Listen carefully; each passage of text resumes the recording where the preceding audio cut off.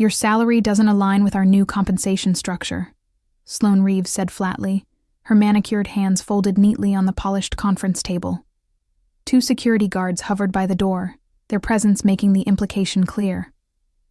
This is effective immediately. I looked at her, taking in the expensive silk blouse and the carefully rehearsed expression of corporate regret. Behind those practiced eyes, I could see what she really thought, that I was just another line item to be trimmed in the post-merger efficiency sweep. I understand, I replied, smiling calmly. I wish you all the best. My name is Marissa Langley. For the past decade, I've led the Enterprise Accounts Division at Croswell & Pine in Richmond, Virginia. Or rather, I had. I built that department from scratch, cultivating relationships with our top clients until my team was responsible for 40% of the company's annual revenue. 10 years of early mornings and late nights, canceled vacations and postponed family gatherings, all dedicated to making sure our clients felt valued, and in less than 15 minutes, it was over. I gathered my personal items from my office while my team watched in stunned silence. Many had tears in their eyes. I hugged each of them, whispering encouragements and thanking them for their hard work. Then I walked out of the building without protest, my head held high. As the glass doors closed behind me, I took a deep breath of the crisp autumn air. The security guard who had escorted me out, Thomas, who'd worked there for 12 years, and whose daughter I'd helped get an internship last summer, looked apologetic. I'm sorry, Mrs. Langley. This doesn't feel right. It's okay, Thomas. Change is part of business. But as I drove home, the weight of what had happened finally hit me. I had given everything to Croswell & Pine. I had delayed starting a family, missed my father's 70th birthday celebration, and worked through pneumonia to close our biggest account. All because I believed in what we were building. When the merger with Ardentix Group was announced 3 months ago, I'd had reservations. Their corporate culture was notoriously cutthroat, and rumors of their strip-and-sell tactics had circulated in the industry for years. But the board had assured us that our company's values would remain intact. Now I understood the truth. This wasn't just a compensation issue. Sloane wanted my clients, but not the person who had earned their trust. She thought those relationships would transfer seamlessly to whoever took my place. I pulled into my driveway, turned off the engine, and smiled to myself. Sloane Reeves was about to learn a valuable lesson about the difference between clients and relationships. The first call came while I was still unpacking my box of office belongings. It was Harold Fletcher, CEO of Fletcher Logistics, one of our largest clients. Marissa, what the hell is going on? I just heard you're out. It's true, Harold. The new management decided to go in a different direction. Different direction? You've been our point person for 7 years. You guided us through that nightmare with the Asia-Pacific expansion. My board trusts you. I could hear the genuine concern in his voice, and it touched me. Harold and I had developed a rapport that went beyond the typical client-vendor relationship. When his wife was diagnosed with breast cancer last year, I'd connected them with the specialist who ultimately saved her life. I appreciate that, Harold, really, but companies change, and so do priorities. Well, our priority is working with people we trust. I'm calling Sloane Reeves myself. Similar conversations followed throughout the day. Each client expressed shock, confusion, and in some cases, outright anger. I was careful not to criticize Croswell or Ardentix. There was no need. The situation spoke for itself. That evening, my husband James prepared dinner while I sat at our kitchen island, scrolling through dozens of messages from colleagues and clients. You're taking this remarkably well, he observed, sliding a glass of wine toward me. What good would falling apart do? I replied, though the truth was more complicated. I had suspected this might happen from the moment the merger was announced. Ardentix had a pattern: acquire companies with strong client relationships, cut the expensive relationship managers, and hope the clients stayed through inertia. It worked often enough to make it their standard procedure, but they had miscalculated this time. What Sloan didn't understand was that my clients weren't just attached to Crosswell and Pine, they were attached to me. I wasn't just a department head. I was the person who answered their calls at midnight when problems arose, who remembered their children's names, who anticipated their needs before they even realized them themselves. "So, what's your plan?" James asked, knowing me too well to believe I didn't have one. I took a sip of wine and thought about the non-compete clause in my contract. It was stringent, but not impossible to navigate. And more importantly, I knew exactly which clients would follow me once it expired. For now, I'm going to take a much-needed break. Maybe we'll finally take that trip to Portugal we've been talking about. I smiled, but my mind was already racing with possibilities. The news of my termination spread quickly through Richmond's business community. By the following morning, my phone was inundated with messages. Former colleagues, industry contacts, and even competitors expressing their disbelief. I spent the day organizing my home office and responding to messages. Around noon, my former assistant Eliza called. "It's chaos here," she whispered. "Sloan's been in emergency meetings all morning. Fletcher Logistics, Westland Manufacturing, and Davidson Partners all called demanding to know why you were let go."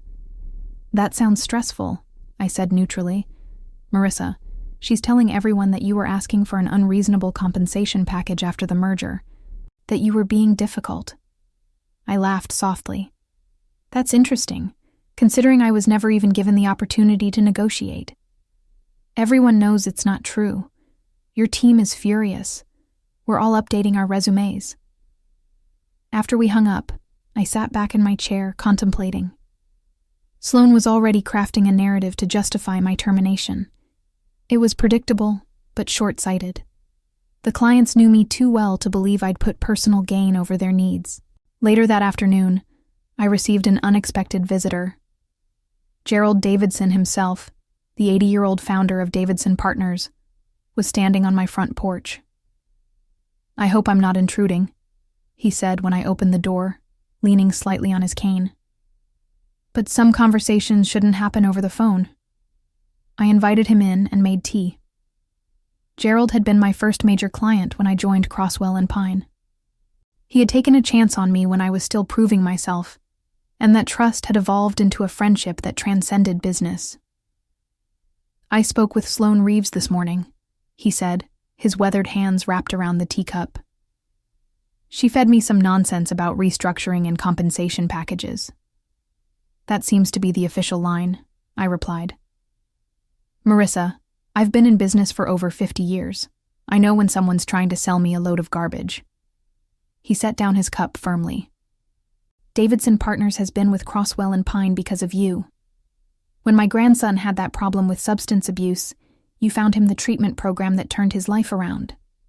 When we needed to pivot during the pandemic, you were there with solutions while everyone else was panicking." He reached into his jacket and pulled out an envelope. "This is a letter formally notifying Crosswell that we're reviewing our contract.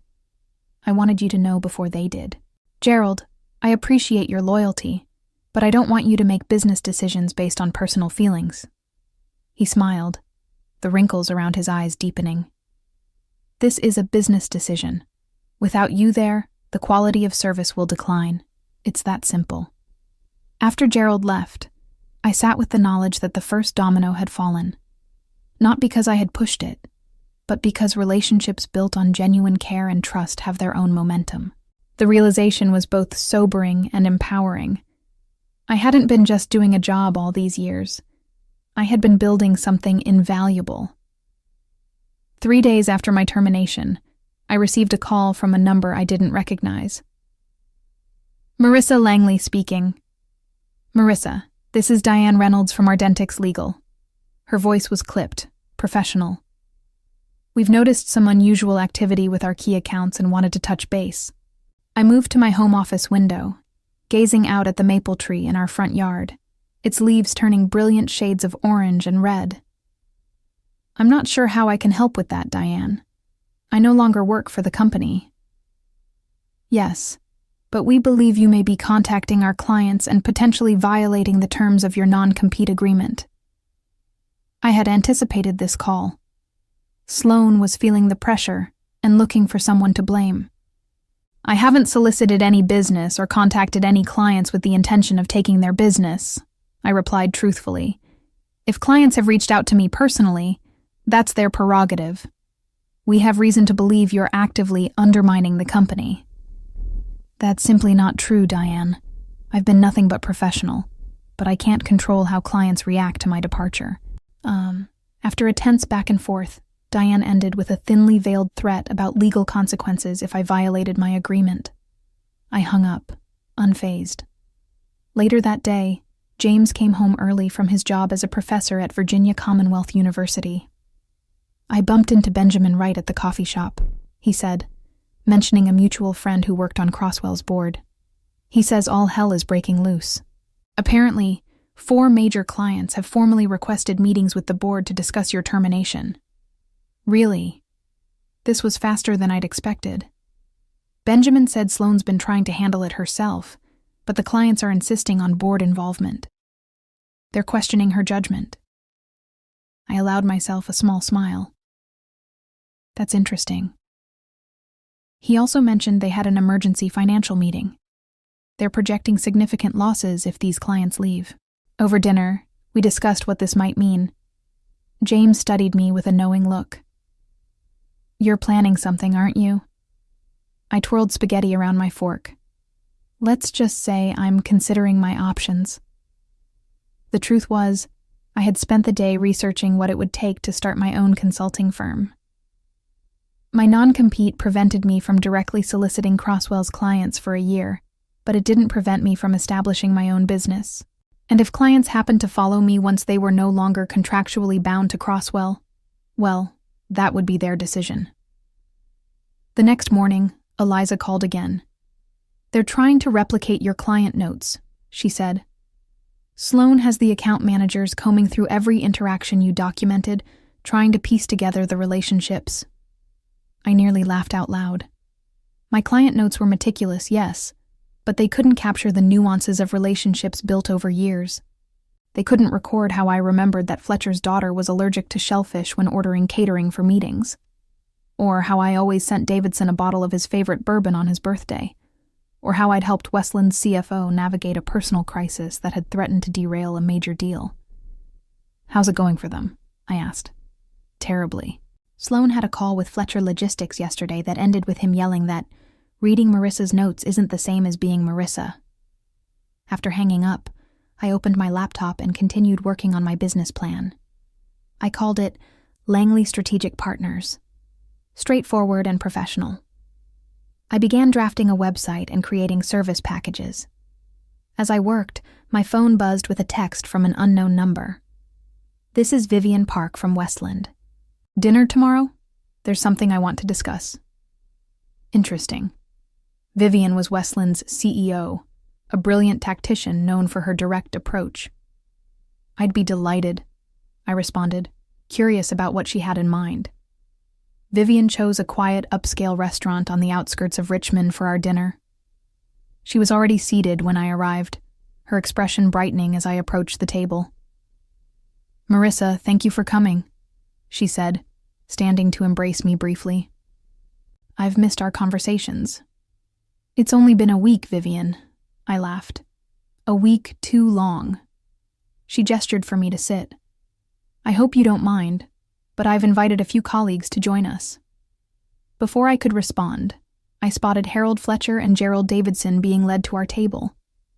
Behind them was Anthony Torres, CEO of Torres Innovations, another of my former key clients. What's going on? I asked as they took their seats. We're staging an intervention, Harold said with a grin that didn't quite mask his seriousness. For Crosswell and Pine. Over appetizers, they revealed that each of them had met with Sloane Reeves and left unimpressed. The board had reached out to some of them directly, trying to smooth things over, but the damage was done.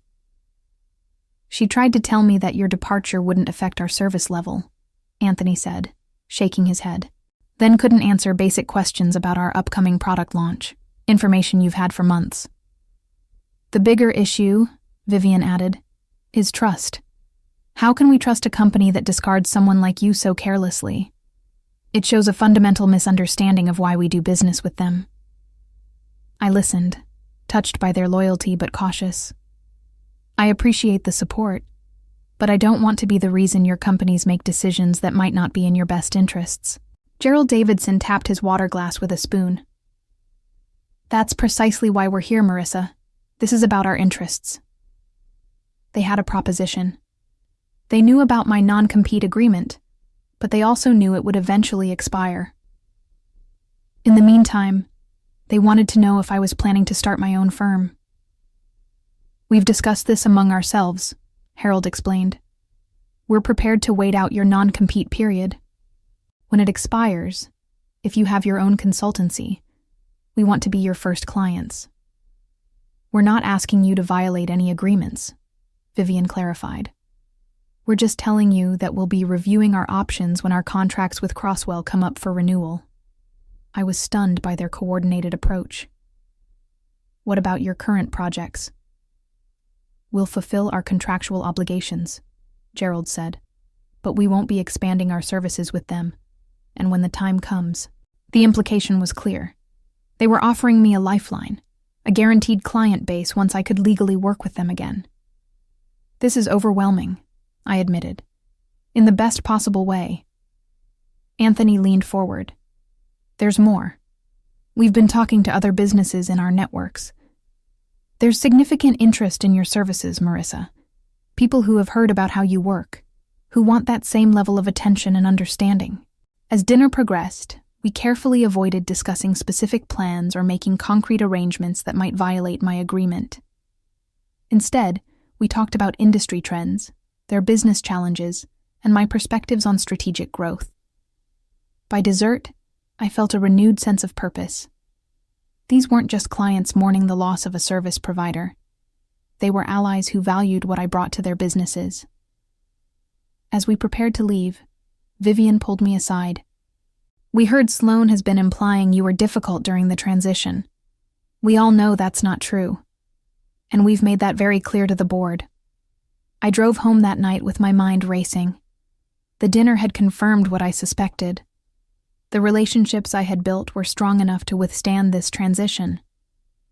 Moreover, they represented an opportunity to create something new, something that truly reflected my values. When I walked through the door, James took one look at my face and knew. Good dinner? Life-changing, I replied. The following week brought a surprising development.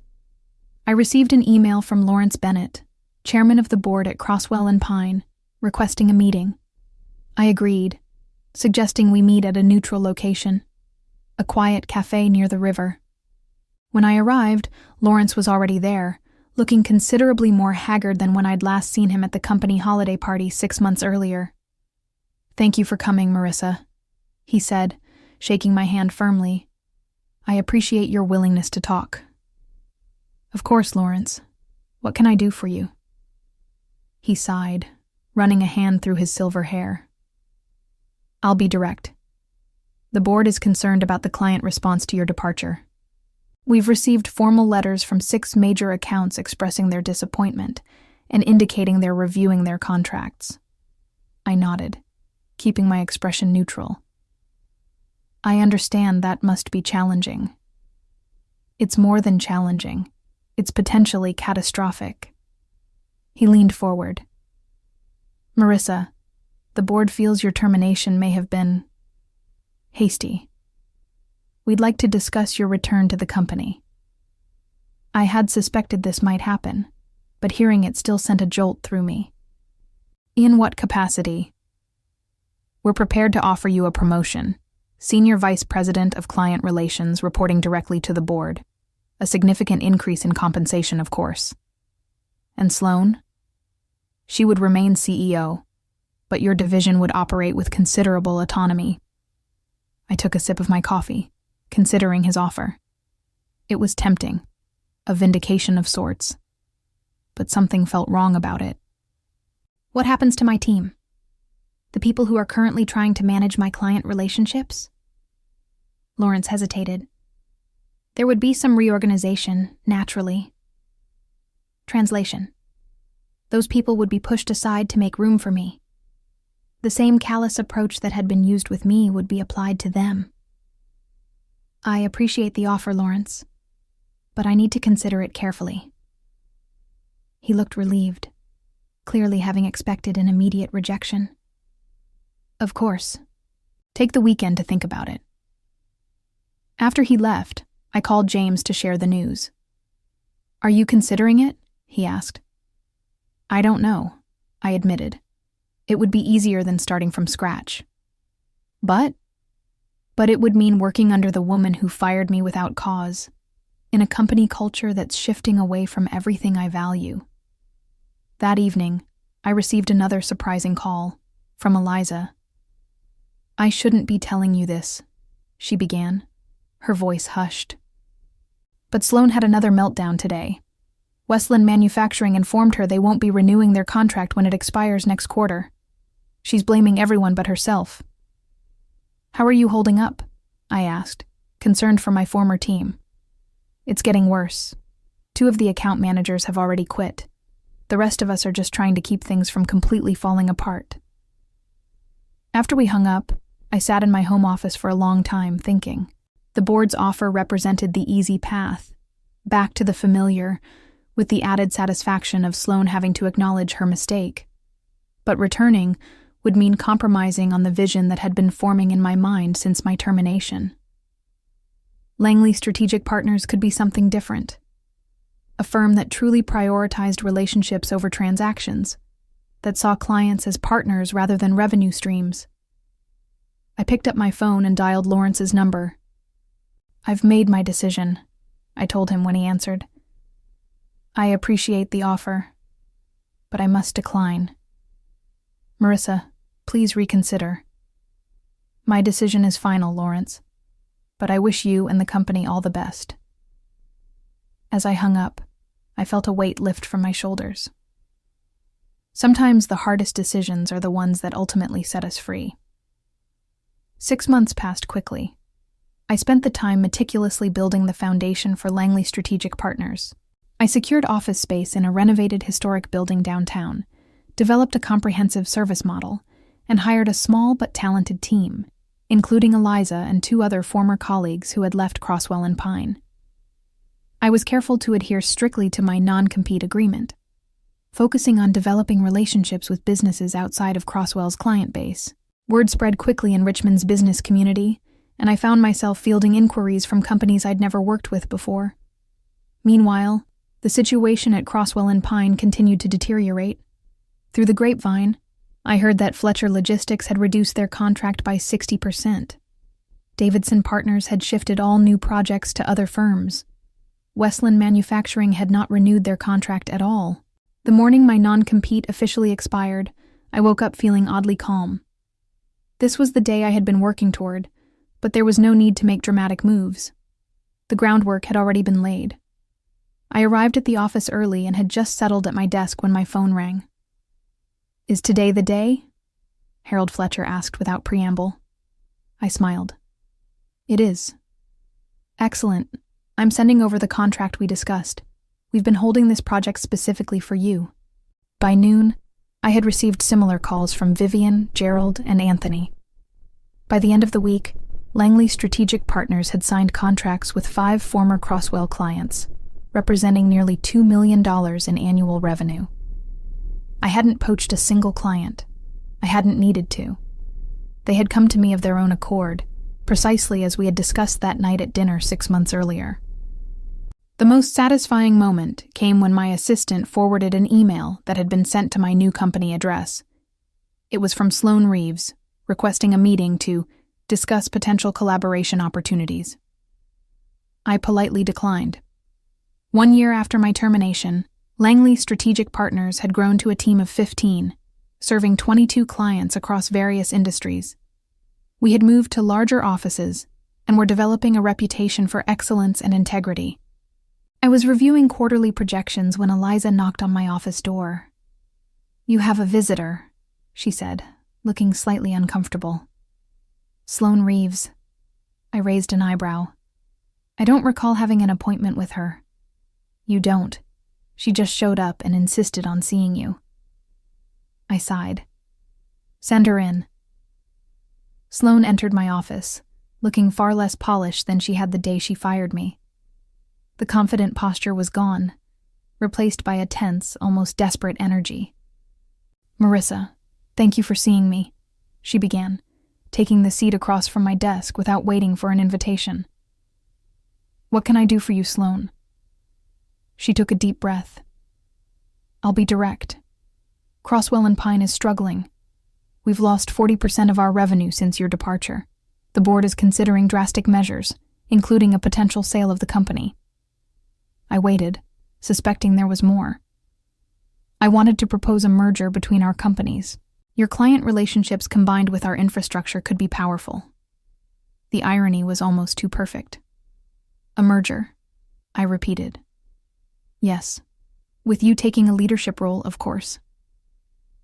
I studied her, recognizing the desperation behind her proposition. This wasn't about collaboration. It was about survival. I'm afraid that won't be possible, I said finally. Our companies have fundamentally different approaches to business and client relationships. Marissa, please. I wish you all the best, Sloane, truly, but my answer is no. As she left, I felt no triumph or vindication, just a quiet confirmation that I had made the right choice in creating something new rather than trying to fix what was broken. The revenge I had imagined wasn't in watching Crosswell and Pine struggle, but in the success I had built from the ground up. I had proven my value not through confrontation, but through consistency and care. I learned that sometimes the most powerful response isn't fighting back, it's moving forward. And in that forward motion, I found not just success, but fulfillment.